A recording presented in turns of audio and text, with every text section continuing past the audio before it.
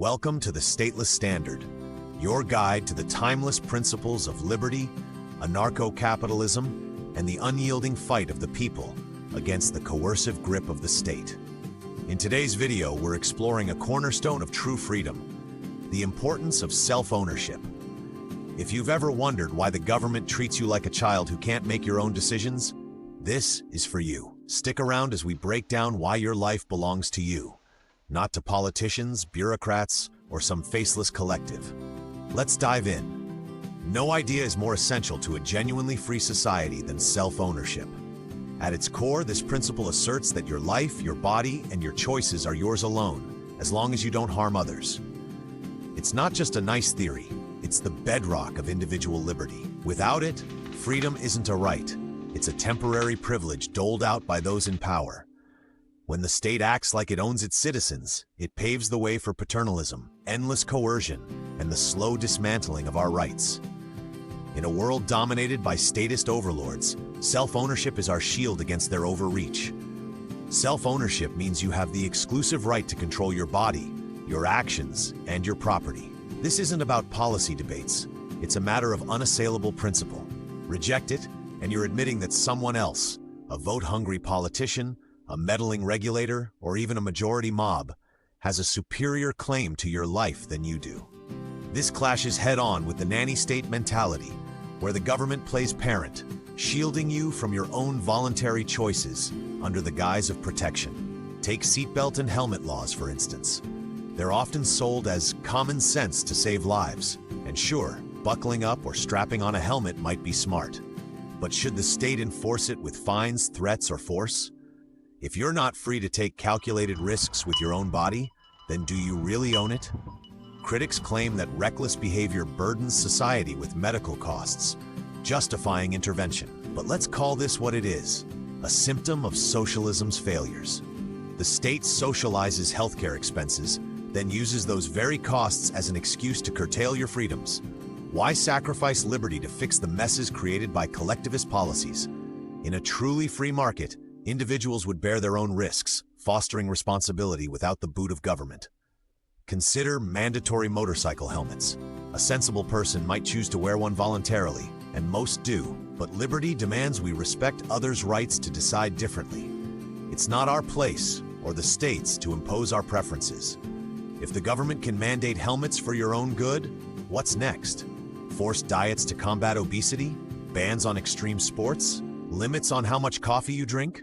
Life is inherently risky. Driving, eating, even crossing the street. Accepting that the state must protect us from ourselves leads to an endless spiral of control, treating adults like perpetual children. And when choices are severed from consequences, we breed irresponsibility, not safety. This erosion of self-ownership extends to drug laws, framed as safeguards against addiction, crime, and societal breakdown.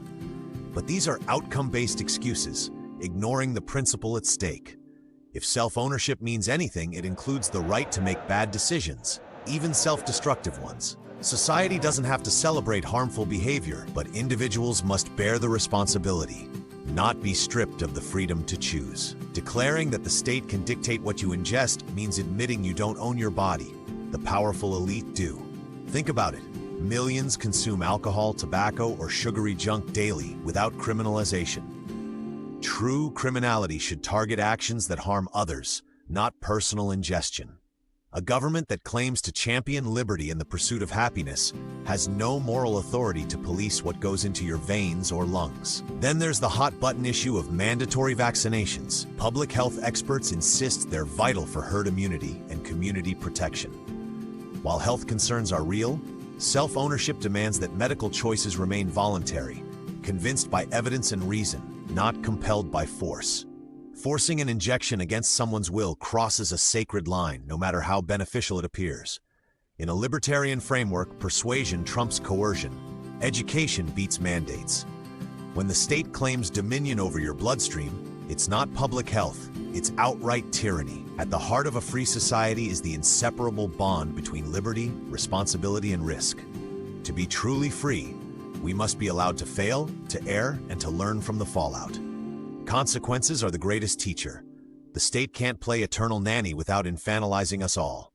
We elect representatives to serve, not to rule as our overlords. In the anarcho-capitalist view, the stateless people thrive by voluntary cooperation, while the statist powerful exploit through force. Ultimately, self-ownership draws the line between liberty and oppression.